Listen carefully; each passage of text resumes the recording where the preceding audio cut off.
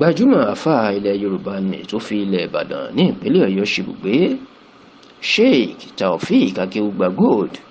òun àti ránṣẹ́ sí gbajúmọ̀ àfáà ilẹ̀ Haúsá ni tó jẹ́ agbódegbà fáwọn Fúlàní ajínigbé tíjọba ń pè ní báńdíìtì wípé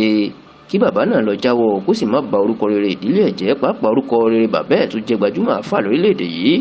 Sheikh olóògbé Abubakar Gumi tó sì jẹ́ kó di mímọ̀ fún Sheikh Ahmad Gumi wípé kó padà sí ilé kéwú láti máa kọ́ àwọn èèyàn ní ẹ̀kọ́ kéwú àti láti máa polongo ẹ̀sìn Islam kiri dípò agbódegbà àti abánidúnàdúrà tó yan ara ẹ̀ báyìí fún àwọn ajínigbé tíjọba ń pè ní báńdíìtì.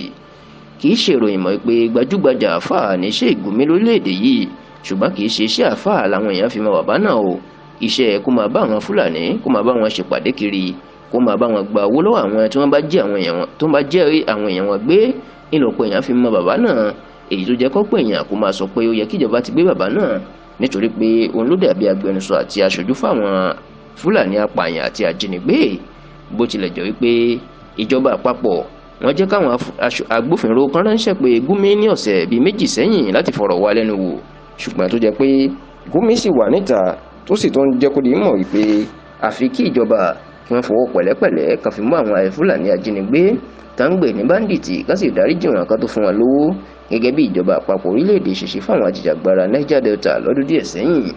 ṣá o, nígbà tó ń bá ìwé ìròyìn Nigerian Tribune sọ̀rọ̀, Sheikh Taofeek Akeugba Gold ó máa sọ̀rọ̀ sí Sheikh Ahmad Gumi. ó ní ìsìláàmù ní ẹ̀sìn ìsìláàmù tí gbogbo àwọn jọ ń ṣe kò fara mọ́ kéèyàn máa bá àwọn ọ̀daràn kéèyàn máa bá wọn sọ̀rọ̀ tàbí ṣèpàdé tàbí dúnàdúrà. ó ní bí Sheikh Gumi ṣe jẹ́ àfáà ńlá, ó ní kó mú àdíìsì ìyẹn ọ̀rọ̀ ànábì kan jáde tàbí ọ̀rọ̀ nù Quran níbi tí ànábì Muhammad sallallahu alayhi wa sallam àti Allah tí wọ́n ti wá sọ pé kí àwọn máa bá àwọn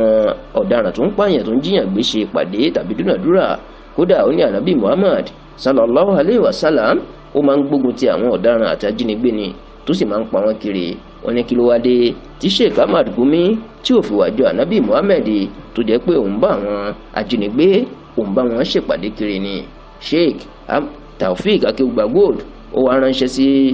Sheikh Ahmad Gumi o pípé kó tètè jáwọ́ kó má ba ojú ẹ̀sìn Islam jẹ́ kó sì má borúkọ rere ìdílé ẹ̀ jẹ́, pàápàá ti bàbá ẹ̀ tó jẹ́ gbajúmọ̀ àfáà ní ilẹ̀ Haúsá àti Nàìjíríà Sheikh Abubakar